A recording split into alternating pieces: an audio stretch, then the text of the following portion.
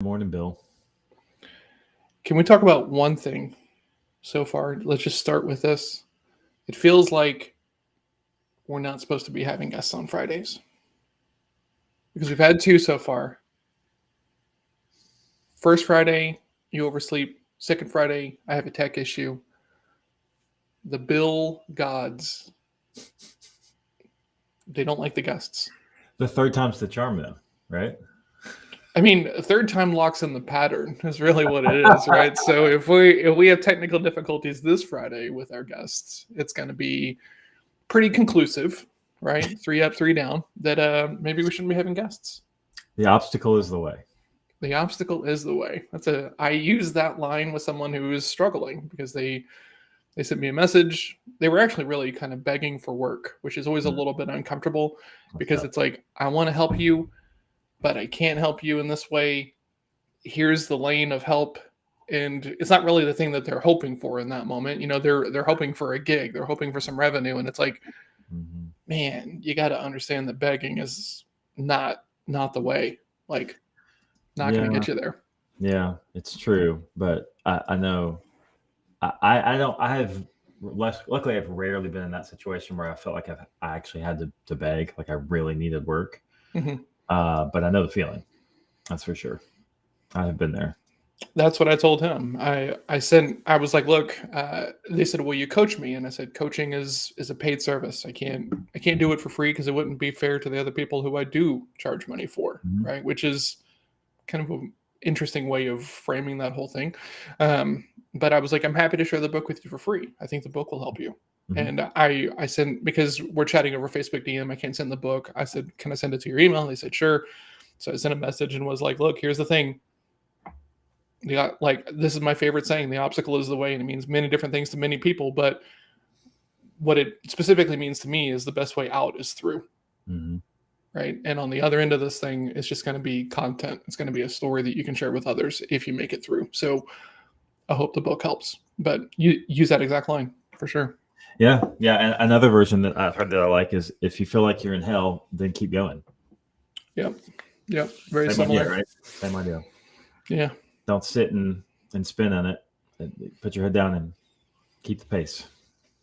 Yes. So on that note, let's talk about a bonehead thing I did over the weekend that comes from being way too goal-oriented at work. And good morning, Michelle. Good morning, Mike. Thank you, Mike. I'm glad you're enjoying the guests, sir. We have some pretty cool people lined up, and it's rad that you're enjoying it. That's cool. So it's very hot in Texas. It's like 110 all last week, like incredibly hot. Your car broke down, you know exactly how hot it was.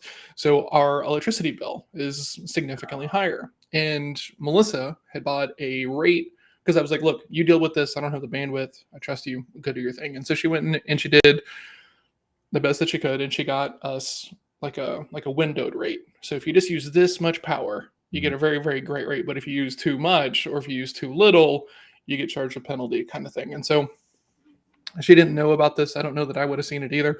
So we went over and got charged a bit of a premium, and she was upset, right? The bill is roughly double what it normally is, right? And so she is upset about it. And so I'm not really awake yet. I don't have all my wits around me yet. And so I was like, cool, here, just took care of it. Let's just enjoy a nice breakfast, and that was not an option, right? Because she was already upset and everything like that. And so since I, in my stupidity, was like, you know what, I fixed this problem. Why are we still upset? Yeah. So had one of those moments to where my ability to like just fix a problem, compartmentalize it, deal with it later, and then move on is not the thing that was actually needed at the time. So knowing the audience you're dealing with is super important, as always. I think that's the reoccurring lesson. Active listening is always a thing in every single area of your life, for sure. Active listening. Yep. Man, if there was ever a time to be like, hey, do you want my help or do you just want me to listen? That would have been it. But sometimes I don't have that bandwidth. Sometimes I'm like, let's just fix these problems so we can go on amongst our day. That's how I say it in my head too, with that kind of gravelly, gritty voice. Grit teeth. Yeah, exactly. Let's just get through this. Yeah. Yeah. I think I've said this several times in my own head, and I'm still not great at it. I'm better than I was, but is I would rather my significant other be upset with me for asking that question. Is this something you need help with, or do we just need to talk about it? I would rather her be upset because I continue to ask that question. Like, why do you keep asking that? Than the opposite. Yep. Just get grilled for a whole weekend because I was inconsiderate and didn't listen and yes. just trying to fix all the time. I'm such a big fan of like asking for the sell that I do a thing where I'm like, can I ask you a question? Right. And I do it all the time. Like, and I can't even help myself now. Like it just shows up in my regular conversations. And Jake just almost spit coffee because Got it out the nose. I'm just in the middle of a conversation, and if people know me well and I'm like, can I ask you a question? Here it comes. It's going to be a hard question, right? Because I'm getting consent, I'm getting some permission behind this thing. And so one of my really great friends, best friend, honestly, his name's Mike, and he's a psychologist. And one time he was like, dude, would you stop just asking me if you're allowed to ask a question? You're always allowed to ask a question. Cool, Mike. Sounds like this is really annoying to you. Yeah, man. But like we're friends. You can just ask me whatever question you want. Okay, so if I'm hearing you correctly, I don't ever need to ask permission to ask you a question. I can just always ask it whenever I want. He was like, yeah, cool. Like, then you go, can I ask you a question? well, no. I just thought it was hilarious that as opposed to asking for permission to ask individual questions, I essentially got group permission to ask any question ever in the future, right? Yeah. It was just interesting to me because he's like, I don't want this. As an I can actually really relate to that because it feels a little impersonal to even when you're like best friends for someone to continue to say, can I ask you a question? Like, bro, I thought we were good friends. What do you mean? Can you ask me a question? Like, of course you can ask me a question, but tell me if I'm wrong here. I think what you're also asking for is right now, I'm about to ask something that's going to take a little bit more like if your brain power and your because normally so the questions timing too. Is this a good time sort of thing? Well, because the question that comes after that is always kind of a hard question, right? And it's never usually it's like a non-context question. Okay, why do you do it that way? Right. And then people get mad because they feel like I'm challenging them, right? And it's like, well, I just asked you if I could ask this question, kind of thing. So, it's interesting. I might be using it too much, honestly, just like as a crutch. Well, like a habit that becomes a crutch kind of thing. Yeah, maybe so. Oh man, so let's review. Last week, huh? You want to review last week a little bit? Oh yeah, I closed some deals last week, so we should talk about that because I have some concerns. On Friday, I think you said I don't ever like talking about this very much on the air, or I just don't. But maybe people want to hear about it, so I'd like to hear a little bit about what you closed. Just what you're willing to share. Yeah, so I'm going to be working with the team. I'm going to be their fractional sales manager. So I will be stepping in between the CEO and the sales team, and I will be helping with coaching, motivation, ongoing development of these salespeople. We're going to start with assessments. We're going to build out the whole playbook, the CRM, the process, and everything. And then I'm going to be hanging around to kind of like make sure these salespeople become the accountable salespeople that the organization wants. The hard part for me is that I'm not actually building this team. I'm kind of inheriting the team, right? So that's always a little bit of like a, what am I getting into kind of a situation, because there's a big potential range of personalities within selling, right? And just because people are great at selling doesn't necessarily mean they're going to like my approach to it, right? They might be, not ready for that kind of stuff, which is okay. But it always, how much time do I need to spend with this team to kind of get them thinking in my direction so that way we can go forward? It's easier if I'm doing the team building, right? So in this situation, while there's already 2 salespeople here, I don't know them. We're just starting to get connected and stuff like that. So, my life is harder if they're not coachable kind of situation. We're going to see how that goes. Can I ask you a question? Of course you can. Are you ready to challenge the CEO on his buy-in when that starts happening? Well, honestly, I've been the one who's been tapping the brakes on some of the buying process here because I've kind of seen, I picked up on some things that indicate that maybe he's not a great client for me to work with. But then, like, I was going to put it down. I wasn't going to move forward. And then we had this kind of like recentering conversation. And I was like, okay, cool. Like he's not, it doesn't seem like he's intentionally being that person. He's just busy, right? Now, what's going to happen whenever he's busy and I challenge him and he's got to come out of that busy place and come down and be strategic and thoughtful? That's going to be the first blow up, just like it is with every one of my clients. So it's just going to, the engagement really starts from that point on, really, right? So that's right. From the first fight relationship. Pretty much, right? So we're doing a 6-month engagement for that. I'm doing a live CRM build for this commercial real estate company that's going to be fairly big because they have 4 partners and they want to onboard all the partners and have them really up and running in the system before they try to like actually bring the team in, which is like very thoughtful, and I can appreciate that. Yeah. So I'm going to be building it with one of the partners, onboarding the other partners, and then we're going to be kind of going through onboarding their team for that. So that should be a fair amount of work over the next couple of months. And yeah, everything else over and above that is productizing Sherpa and getting it out there. Great. That sounds good. Good challenges. I mean, I like that they're different projects too. So yeah, it was so funny because a couple of people that I talked to like last week were like, "Man, you don't even seem excited." And it's like, well, it's not that I'm not excited. Like I'm always genuinely happy to try to introduce a new salesperson and owner to like Sherpa and how I think about this thing. Mm-hmm. I'm not looking forward to the potential, bumping of brains that can happen in these kinds of situations and stuff like this. So, and we've not really talked so much about our goals for this week yet. We're still trying to recap on last week. But yeah, so that, and I have an interesting problem that I am realizing is in the field, and I'm not really sure the best way to handle it. So should we talk about that? Yeah, let's do, because my last week was still like, it was week 3, so I was onboarding. I got to write an offer. It's still very, very, very early stages, so it's not even ready to talk about really. So I just had heads down. So yeah, let's talk about that. So for what I do, there's a lot of connective tissue attached to it, right? There's things like writing, there's things like emails, there's things like, systems and processes that have to be built. And so we're very bespoke, right? Not any 2 of our projects are the same, right? As far as like what they actually need, other than, hey, we need someone like John who's thoughtful and strategic about selling. Okay.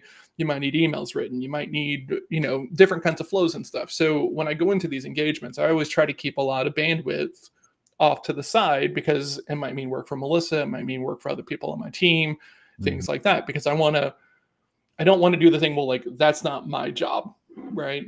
It bothers me. I hate it. And that's not to say that I take on work that I know that I can't do a good job at, but it's like, if I can't help you, I have a referral, I promise, in my network who can cover for these areas that are tied to the thing that you're asking me to do, but aren't really in our wheelhouse kind of thing. Yeah. So what happens then is I then limit how many placements I can do at the same time concurrently, right? Because I know there's going to be additional things that we're going to need to do, and I want to make sure I can deliver a good job. Well, so that means that my pipeline has got to be a little bit smaller because I'm only doing 3. But if I really ratcheted it down and said, look, I'm not doing this and this and this and this and this, I could probably do 5. But I don't think we'd get to the success that we would see with the more customized, the more bespoke, the more like, oh, hey, this is a hole over here that you don't see that I can. Let's fill it kind of deal. Thoughts on that? I have a few. Like when it comes to strength finders for you specifically, do you have individualization high in your? I have not taken strength finders in probably 4 years, and we talked about it before relaunching the show. My goal for this week is to do that, and the other one you sent me to get updated results, which is Lindsay. Yeah, I would love to actually talk about that on the air too. Cool, I'm down for that. I'm thinking individualization is going to be pretty high for you, which means you actually really like creating things specifically for the situation. Like that brings you some joy. Yeah. So that becomes a problem for people who are entrepreneurs, and you know this, but for those that might be listening, if you like that sort of thing, it makes it really hard to scale. And you actually tend to think, I have to do it this way because you like it so much. Yep. But you are on the path of productizing your stuff. So my initial snap reaction was keep working on the productization of the stuff you can, because then you can keep the 3 model and do your very best bespoke work, because this is making money for you and creating income and filling your pipeline with people who are graduating that who want more help. Okay. That's my initial thoughts. The other thought is I think you could do 5, but you would have to start templatizing portions that you naturally could, that are part of, say, your bespoke process, right? I still think there's probably pieces that you could pick up and templatize, which would make it where you could pick up. I'm sure there are. Yeah. So it just depends what you're trying to do. Yeah, for sure. And this is one of those spots, right? Because like I think this is important to talk about. I'm not over here because I think that this is something that most people get stuck in, right? If they do this for long enough, right? Being entrepreneurial, helping people out. I'm not going around being like, well, I can only do these things, right? Like, I don't think that that is how this shows up in people's heads. The thing is I just want to give them what they need. And I don't have a thing for that thing that they need. So let me just go do it. Right. Like this is how this feels for me in these moments when I'm like, okay, well, cool. You need an email sequence. Well, great. I don't normally do that, but let's go find you a copywriter because I can't wait for you. And the salesperson isn't going to do it. And we need this now kind of situation. Right. So it's that kind of stuff. And so what happens is that it's kind of outside of scope, but we need it for the role. We need to get going. And it just doesn't make any sense to like try to do it any other way. So in those moments, though, I'd be like, hey, you need an email copywriter here, and I can go find him, but that's going to be extra. Or do I say, hey, this is on you, and then it doesn't get done? Like, so there's this, it's not an intentional, like, no one can do this but me, because I do hear that from people, especially on like the sales side. I talked to a guy last week who was like, well, I'm the CEO, John, so I'm the only person who's going to be selling for this. And I'm like, okay, why do you feel like that's important? And he's like, well, this is just how it's supposed to go. And I'm like, oh, okay, cool. See you later. Like nothing else to talk about at that point. Yeah. But yeah, it's not an intentional like ego thing. It's just like, oh, I don't have a template for this. I don't have to do this with every one of these deals.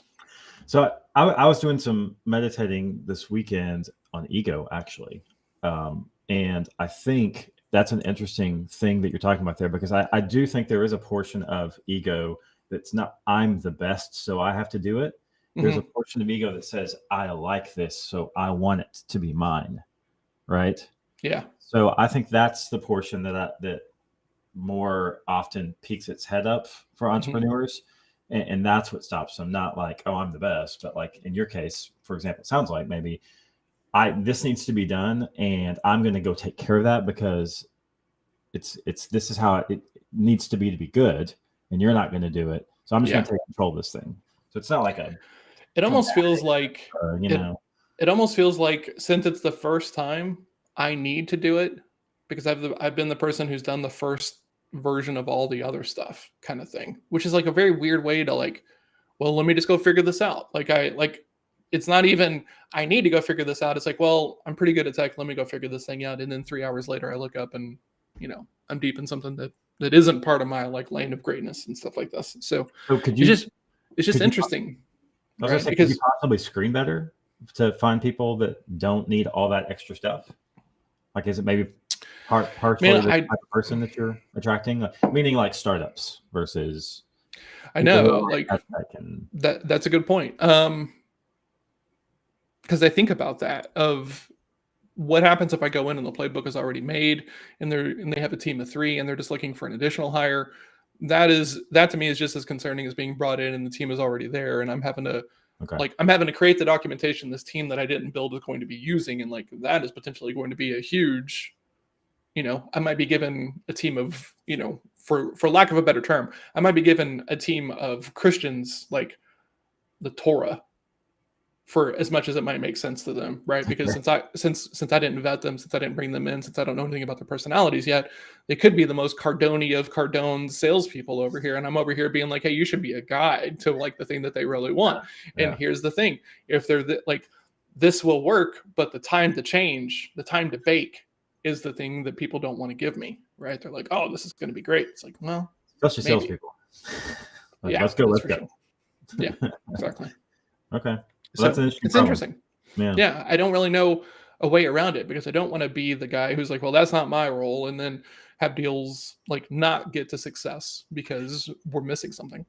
Interestingly, I think that by productizing your process, it will help you also solve that issue, because you're going to see what it's really strong at and where there's gaps, and you're going to better be able to match up who's going to be the best fit, I think. That's interesting. Okay. So anyway, so that's been like just like looming in my head of like, because at the end of the day, it's my fault, right? The only thing that's keeping me from being able to do 20 in one time period and doing 2 to 3 at one time period is how I conceptualize it in the steps we take, and how much help I'm able to pull in because I've got good instructions. So this is an issue that I'm working with, but I also want to fix it the right way, right? Like I want to give people what they need. Right. And this goes back to the thing we've been talking about this whole time. You have to give them what they want before they allow you to give them what you need. But here's the thing. If I'm being brought in as like the conduit, as the buffer between like the CEO and the sales team, I do have a lot riding on that in the form of like my own performance and stuff like that. So it's a weird situation. So you're working for the CEO though, ultimately, right? So I think if you have to pick, right, you give the CEO what they want and give the sales team what they need, so that the CEO is happy and the sales team's performing. Yeah, but for that, so I'm not trying to push back and just be like the guy who I normally am. But if the CEO wants a bunch of Cardone types, well, then it's not a fit for you. I mean, exactly. You're not working there. Well, but here's the thing: everybody says they want salespeople the way that I train them, but when revenue is low, or when revenue doesn't shake out the way that the CEO thinks that it should and could, then all of a sudden, why aren't these deals closing? Well, they've not been qualified. Well, you got to make them. I've been in these conversations, and it sucks. Yeah. Well, we'll full circle here, actually, with your first comment to start, with the person that needed something desperately that you couldn't help with. That's true. Yeah, for sure. It's hard to work with a CEO like that too. For sure. And they're worse, because they're in the situation to where most people don't ever push back on them, right? And so then what happens is, if you have 50 conversations where everyone just has to do whatever you tell them to do, and then you have one conversation with someone who's like, hey, I have a bit of a concern, we need to talk about this. Like precedent shows up right there in that moment, right? They're potentially going to get a little fidgety, they're a little tyrannical, things like that. So it's just important. You got to nurture that relationship the right way and qualify hard, so that way your life is easy, right? For sure. And then I think it's also one of those like moments we talk about in sales where a no is a good thing, when you're screening, like, thank you for saving me. I think that's also one of those moments where when you challenge the CEO in a respectful way and they like it, you're like, thank you. Now I know I'm working for somebody I want to work for. Right. Yep. And that's what happened here, because I was willing to put it down, and I was just like, and then kind of challenged. He responded appropriately, and I was like, okay, but I don't know, like, I was telling a friend of mine, I was like, because it's a fair chunk of revenue, right? It's probably 25K, right, over the next like couple of months and stuff like that, between that and this other project that we're doing, which is like really great money, like not anything to be concerned about. But I'm also just not excited about it for some reason. Like it's going to be good work. It's going to be fun. It's going to be fine. This is my just like C-ness of overthinking everything. Really. I think once you get in there, you'll be more excited about the work for sure. Yeah. A little gun shy after the last one, I think is really what it boils down to. Fair. Which we've talked about off air, and I'm not going to be talking too much about on air. So, cool. So last week you talked about having some relationship goals. We never talked about them, and I want to make sure we talk about them, because one of our core components, and this speaks to like Ann's question, right? If you're tuning into this and it's a new show for you, like, what are these guys talking about? Jake and I are both dads. We're both entrepreneurs. We both have a lot of things in our lives that we know to make time for outside of the work and outside of the business, right? And so what we do is we try to break goals into our self-care, the things we need to run very well and to be hyper productive, our relationships, because we all have family, and Jake is dating and different things like that. And then also our work goals, right? Because there's this law that says work will expand to fill the time allotted. So if you're an entrepreneur and you're really driven in your work and you're not driven in your relationships or in your self-care, guess what? You won't have them. right? I know lots of entrepreneurs who don't have a relationship because they're so focused on their work. And while that might be great when you're in your 20s, when you're in your 40s, that might not be something that you're looking forward to, right? So we spend a lot of time talking about how we balance family and our own kind of personal drives, so that way we can be driven in the work seat. So that's really the thing that we're trying to do here, is trying to show everybody else that, like, you can't just be goal oriented in one space and expect that to be okay. Got to be goal oriented in every area that matters. Excuse me.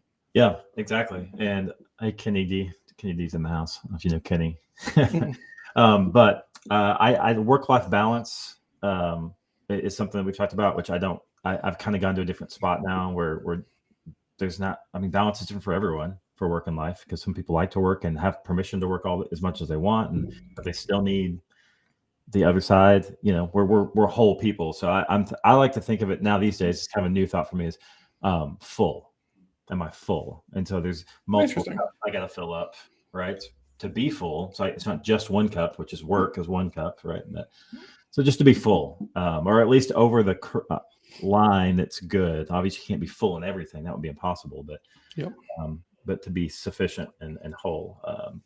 So far as relationship goes, you and I talk about, I think this is no different for relationships, is having some kind of like a not an end goal, but like a big sort of thing you're headed towards. Yeah. Right. So for you're looking at productizing your methodology to be able to sell it without your hands on it. That's a big goal. So there's milestones in between.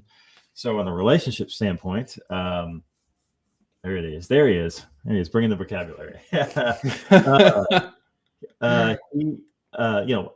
What dating, the next step is like what? I mean, marriage, depending on how you look at things, a move in, a long-term commitment, however you look at it, right? Whatever that big goal for you is. And so that is, you're looking for that for a relationship. What are some things that happen before that? Well, you meet family, you meet good friends, you spend time talking about finances and communication, like big kind of anchors and milestones and things like that. So those are the type of goals that I have set for my current relationship, that you just have to move in to see if they work, just like you would in any other area. So that's definitely what some of the things I've been thinking about. Then also with my kids, we haven't talked about this, I think, since we rebooted, kind of like goals with your kids. Mine are 13 and 16 now. And yeah, so the 16-year-old's getting out of the house more, and the 13-year-old's a female, so she's taught friend time all the time. Like, she loves talking to friends all the time.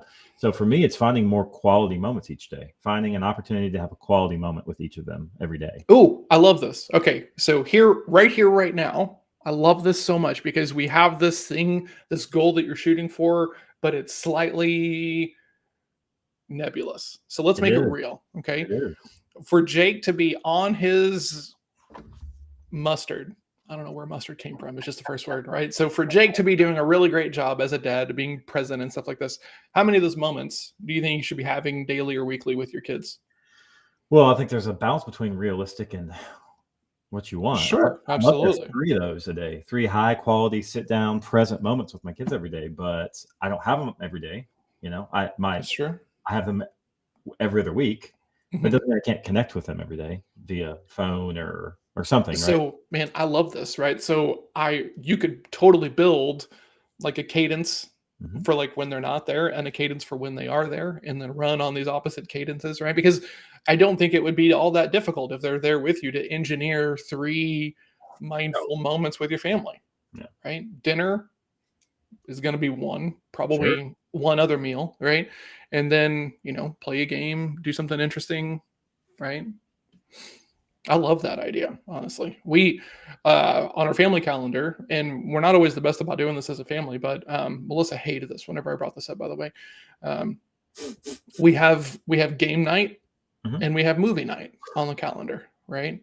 Great. And we're terrible about doing them, but at least since it's on the calendar, we're mindful about when we miss, right? So then we can have a conversation. Oh yeah, we missed game night. Oh yeah, we did miss game night. Is that okay? Well, it's just a busy week. Let's just do better about it next time. So just having it written down will make you more accountable to it, which is important. There's a start. There's the start. So we've got the not here and they are here. And I've just got some ideas each day that connection points where I could reach out and try and do something specific. So I guess I'm in the brainstorming phase for this to figure out that then I can put that in my calendar. Yeah. Okay. So, and then I've got one more we need to talk about. Luckily I don't have an 8 o'clock today, so we cool. Yeah, we go long. I've got fitness goals. Do you? Okay. Let's talk about those. Okay. So first of all, I'm curious, right? Because I've had my Whoop a little bit longer than you've had your Whoop. It's almost overwhelming to me how much data is in that app. Like, you kind of have to sit with it for a little bit and really get used to it, because if you just think you're going to pick it up and like it's just going to fold into your days, something like the Fitbit or something else like this, you're probably not going to get any use out of it at all. So you need to spend some time with it. Like, I was getting all these emails about things to look at, and it was making me a little bit avoidant, right? I was like, oh, I don't know about this thing. And then over the weekend, I spent some time with it and really kind of dug into it, and I feel better about it. Are you feeling that same thing? I definitely did. So I've got 4 days on it now. Okay. I've got 3 sleeps, maybe 4 sleeps. I can't remember. Anyway, so I just got my first kind of averages today. Yeah, it was 4. Okay. But yes, overwhelmed, lots of information, lots of suggestions on where to go look and check. So what I did is I dialed in specifically to the journal and the sleep.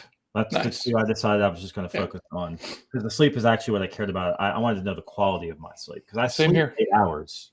I love getting my 8 hours. So I definitely get it. I just wanted to know how good it was. But what I ended up liking was, so far, my favorite thing about it is the journal, because you can hand pick among a long list of things that you could possibly have done the day before. And then when you wake up, you get to check, I did or didn't do that.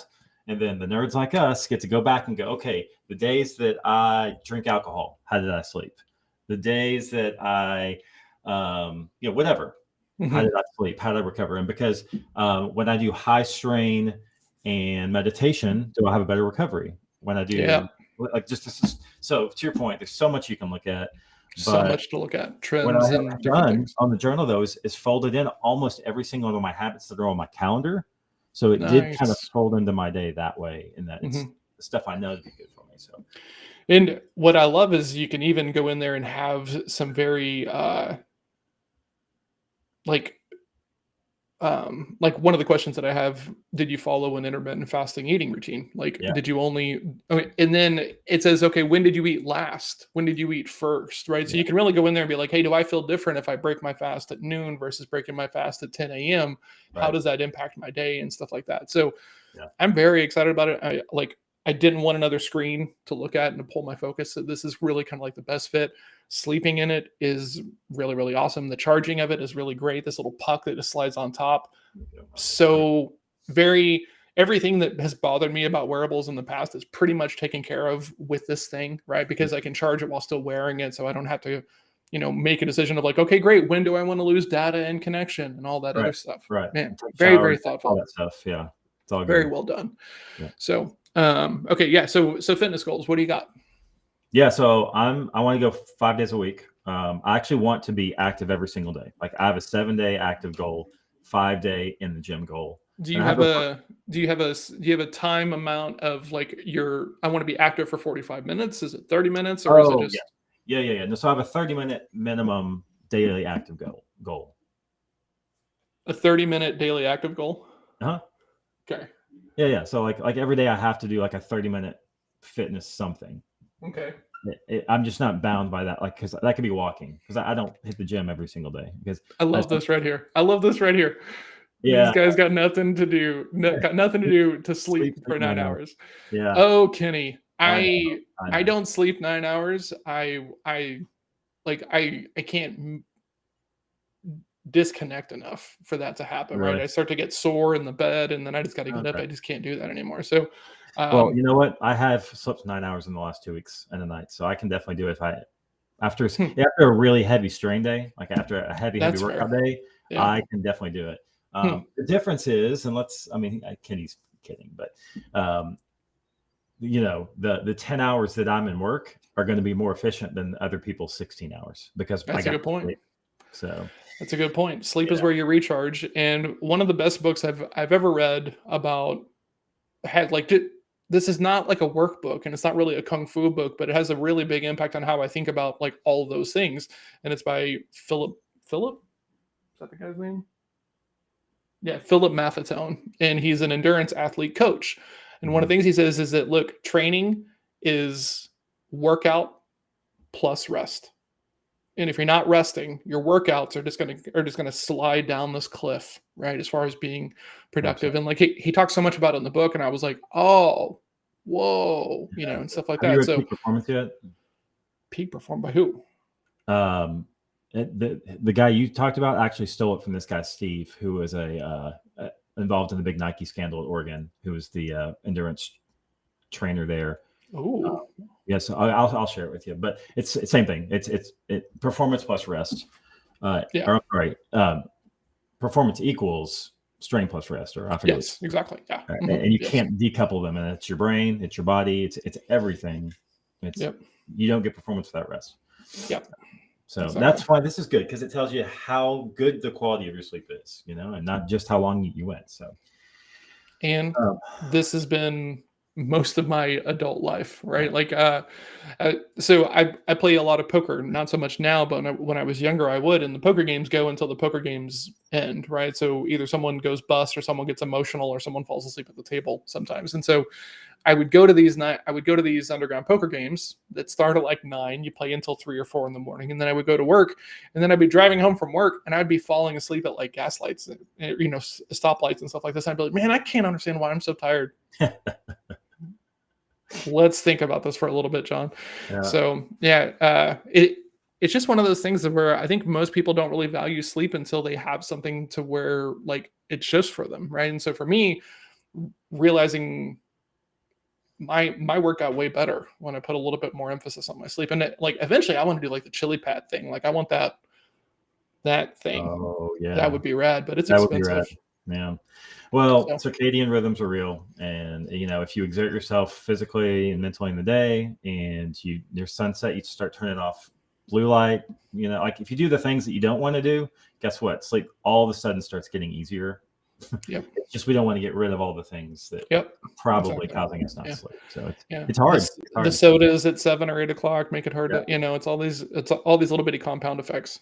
Yeah.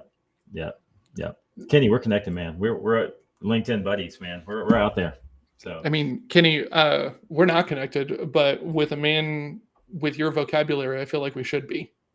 So yes. Yes. Yes. And you are definitely correct. Jake is in bed long before the games even start. So yes, I would nod off on the way to the poker game. Jake and I have never played cards together, which is interesting. Like we haven't. Most of my friends over the course of being friends with me are like, let's go take a look at this poker thing, John. And they'll go take a journey with me up north or to like a game or something like that. Jake has never even taken one step in that direction. No, because I mean, I would love to go watch John play cards, but I know John well enough to know not to step in the kung fu ring or the poker table with him, because he's there to demolish. Like he's not there to play; he's there to win. That is true. I value our friendship. One of my kung fu brothers and I went to WinStar. It was me and him and a common friend who was no longer part of the kung fu school. And I was like, all right, guys, how are we going to do this? And like, what do you mean? And I was like, well, are you guys wanting to play on the same table as me, or are we all just going to go get on tables and stuff? And like, well, we want to play with you. And I said, okay, we got to have the conversation. Like, what's the conversation? And I was like, I'm there to make money. I'm not there to be your friend. So yeah, like, just know what you're dealing with. Right. And my friend Victor, God, he's one of the most greatest kung fu people I've ever worked with in my entire life. Oh man, he's capable of inflicting so much pain. And I was just like, look, man. And so we get in this hand, and I bluff the crap out of him because I just know he doesn't have anything. I know he can't stand up to it. Yeah. And then the next hand I take his whole stack, and then he rebuys and stuff like this. And it was just like, I'm turnabout. I am here. I'm within this very tight, constrained area. Uh-huh. I'm gonna win. Or I'm going to play well. I don't pull any punches, right? If we're training, if we're practicing or anything else like this, like I can't, like I'm the dad whenever Alice and I play chess and she's like, you're going to let me win? No, not. right? It's gonna feel rad when you beat me, but you're gonna have to earn it. Yeah, you're really gonna like it. I saw this past week there was a NFL kids camp where there's NFL players show up and we're playing against these like 9, 10, 11, 12-year-old kids, and they were coaching them and doing drills with them, whatever. And this one kid jukes this all-pro linebacker and gets by him. He's like, whoa. And they comes, yeah. And he's like, come here, come back. And then he breaks him down and dude just plows the. I mean, he doesn't like put his head on the back, but like he's like, that ain't happening again, kid. That's it. That was your one. That's all you get. Oh, hold on. Kenny. No. See, you see why I like Kenny? He likes to stir the pot. He's a rabble rouser. He is what man. It is. He is. Yeah. No. I know my boundaries. See, that's the thing, Kenny. Like this is why I keep this guy around, because if we get in a spot, I'm going to put John in front of me like this. John will take care of the business, and then if anything scraps get off, I'll grab them. But there was one time we're working at the branch, and so like I'm talking to this customer, and what's supposed to happen is you're supposed to pull the customer over to the desk. You're supposed to like have a great rapport with them while you're checking their information, looking for opportunities to cross sell them, and someone else is supposed to come in and handle the transaction for the client. So I'm sitting down with someone. I'm like, hey, Jake, will you run this? And he's like, yeah, sure. And so Jake comes in, and it's a very chatty prospect, right? Or sorry, client. And so can't help myself. Yep. And so Jake is in the rapport and stuff like this. And so then Jake just puts his hand on my shoulder and is like, all right, guys, I'm going to go run this transaction. I'm going to come right back. But the quality with which he grabbed my shoulder, because I'm so focused on this prospect and what I'm going to do, put me in a different mindset. kind of instantly. And so you shifted jobs. You shifted yeah. And places. I'm just like, boom. So like I finished the conversation with Jake, client leaves and he goes, dude, what was that? And I said, what? And he goes, I've never seen you look at me like that before. Like that. And I said, well, like what? And he was like, dude, I put my hand on your shoulder and it was like you were an entirely different person. Yeah. And I was like, oh, well, yeah, that's a thing that happens. That's Kung Fu John. Yep. It's Kung Fu John for sure. So It was so funny. Well, I completely forgot about that. That's great. Fitness goals. Real quick. Okay. So 30 minutes daily activity no matter what. Five gyms. 5 gyms. Yep. Okay. Yep. And then 95% adherence to my food calendar. Ooh, I like that. Question. Yep. Do you have to do an additional 30 minutes of activity on gym days? No, that is my part of it because I will be in the gym for 30 minutes. Okay. Yeah. Okay. So it's 30 minutes of activity or a gym. You don't have to do both on some of those days. Right. Yeah. Okay. Cool. The gym is my 30 for those days. Perfect. That's what I wanted to know. Yep. Okay. Yep. Cool. That's it. I love this. So what happens if you don't do this? That's a good question. I don't know. Will you tell me yours and I'll think about my consequences? Well, I need to get back into some things because I've been slacking and it's just hot. Like normally I'm a cyclist, right? And so I have these 2 bikes in the garage that I've not really been riding a whole lot. And so I want to get back into that, but it's 107 degrees most days, right? So it's like if I don't do it first thing in the morning, which is when I'm here, I have to do it super late in the evening, right? Like 9 p.m., 10 p.m., because that's when it's getting dark. So I don't think cycling is the answer for that right now. No. Yeah. So I'm going to do, my goal for this week is to build a program that I'm going to be able to do on a recurring basis inside in the air conditioning that is addressing some areas that I want to work on. Okay. Right. So that's mobility. So by Friday, you're going to have something to share that's specific and smart, as they say. Yes, that would be the goal for sure. Okay. Work-wise, this week is about making sure that I've got the bandwidth for these bigger projects. So we're still doing a little bit of wrap up on some like the website and a couple of other things. So my goal for this week is making sure that these 2 things can run concurrently without too much of me being the bottleneck of it, because I'm about to go into these projects. So I need to work on that. And then relationship wise, I need to come up with some goals because I've been floating a little bit on that. Okay. Well then it sounds like you just need some stated goals for the week. That's really today's my planning day. So we're gonna get done with this. I have to do some documentation for some clients on the hiring side that we're working on, Okay. and then so I don't take any meetings on Mondays at this point, which is really great for my sanity and bandwidth. So it's documentation, it's planning. So tomorrow I'll have all this stuff set up and ready to go. Okay, cool. Sounds good. Well, I'll ask you about it tomorrow, and then we can talk about consequences of your actions, the real accountability. Payment, maybe. Yes, absolutely. Well, I think you have to buy Kennedy lunch as like a minimum, something savory, something that he would enjoy. I would volunteer. For that. It doesn't need to be punishment. Are you in DFW, Kenny?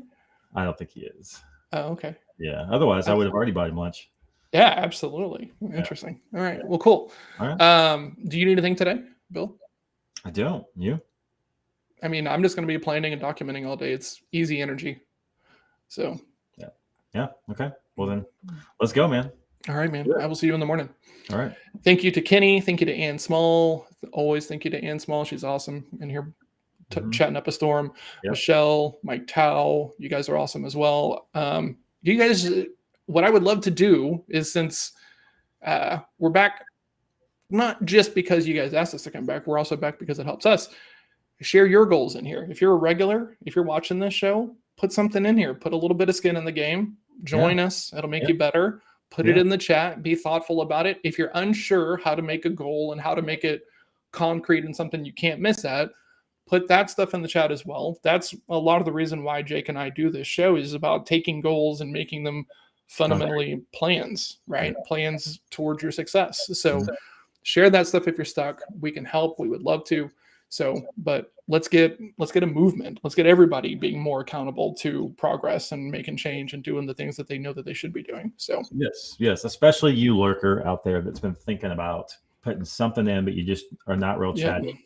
You don't have to chat. Just put it in there and claim it and put it out there that this is something that you're working on, and you don't even have to tell us more about it. But just do something. Take the first step, which is just to put it out there. That's true.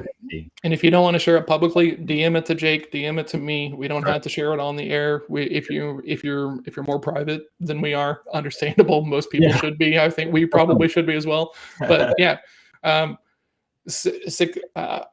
really kind of heard this recently, but successful people can hit goals. And it's not that unsuccessful people can hit goals. It's just unsuccessful people don't have a history of hitting goals. So when they talk about conceptualizing goals, they don't have a path to how to get there. And that makes it very difficult. Goal planning is about taking a big nebulous idea and turning it into trackable, actionable goals. And after that, it's just about doing it on a timeline that makes sense for everything else. So yeah, exactly. Dylan brings up a good point. Burpees are a good consequence, but it's important to note Jake doesn't have a problem with burpees. As a consequence. Like, I have a big problem with burpees. But I'll do them. It's not like I'll just do them, but I hate them, but it's just not good enough for me. I can tell you it's not bothering me. That's how I know it's not a good consequence. Yes, exactly. Like it should be Phil Ivey, who's one of the best poker players ever to have lived. He talks about this idea of he can't really play at his best game unless it hurts to lose, which is where this concept kind of came from for me, because the things we want to do, like to what Kenny talked about earlier. Like, these guys get 8 hours of sleep. Well, I could get 6 and stay up for 2 more hours watching TV, but is that really going to help me towards my other goals? Right. I've decided that it doesn't, right? And I miss on that occasionally, which is why I need to be held accountable to that, which is why I need a goal and a metric so that way I can be thoughtful about it. Right. So yeah, that's really what it comes down to, right? Of like, great, I want to be better. I want to lose weight. Well, how much, what kind of timeline, right? Otherwise, you're just going to place yourself at the place of an emotional thing, right? You might lose 10 pounds and be like, dang, I didn't lose as much as I wanted to. Well, the only person who's viewing that as a failure is probably you in those moments, because you didn't set out with the clarity you needed at the beginning of the exercise. Dylan, I am very familiar with Athlete X, and I believe that statement. The difference is it doesn't bother me to do hard workouts. I love a good physical challenge. So I love this. Yes, Kenny, and I meant to say this. Kenny, specifically, if you had to put 3 actions around that, what would that look like?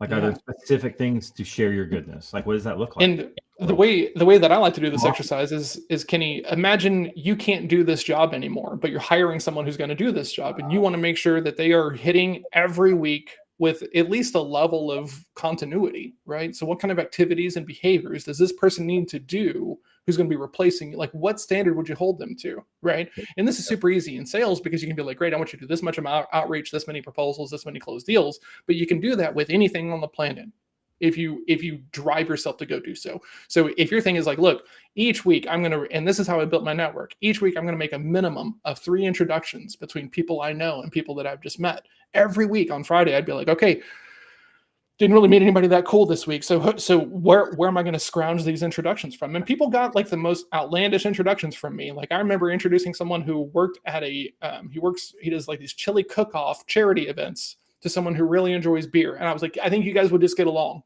I love that. That's very right.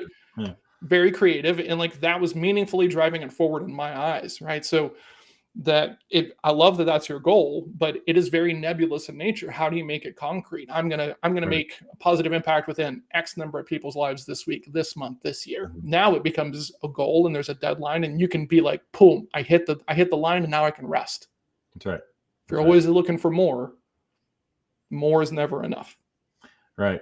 Exactly. And to that point, right, when you say things that or words, like I love what you're saying here, Kenny, respect, caring, empathy, but like how do you measure that? Because how do I measure my 12-year-old caring?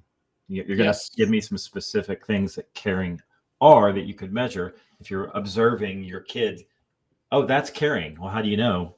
Oh, I just do. Well, that's not measurable. So. Yeah, exactly. All right. Well, I got to wrap. I got places I got to go, actually. So I love this last little bit of this conversation because it's been a while since we've kind of talked. And thanks for Anne for prompting this, honestly. Thanks for jumping since we talked about like why we're actually doing this thing and why we're here at, I reached out to a guest to be on the show and they're like, man, I would love to come on the show. And I was like, cool, it's at 7:30 a.m. And they're like, bro, like that was the only response. It was just, and he goes, well, that's a little bit outside of my normal broad or programming hours, but we can make it happen. So, but yeah, like we're here because like goals start at the beginning. So the beginning of the day, beginning of the week, right? And then you track your improvement at the end of the week. What do we do? What do we get done? What do we need to improve next week? Because that's how you get really big things done, in our opinion. Right. So that's right. Yeah. So tomorrow I'll have some goals. We can figure out how we're going to hold Jake accountable to this thing, how we're going to make it sting a little bit if he doesn't do the work. And yeah, we'll see everybody tomorrow. So thanks for coming out. Kenny, it was awesome meeting you, sir. I would love to get connected. Please send me a connection request because I need cool people with cool vocabulary in my life. Yes, for sure. Awesome. All right, everybody. We'll see y'all tomorrow. All right. Cheers. Bye, y'all.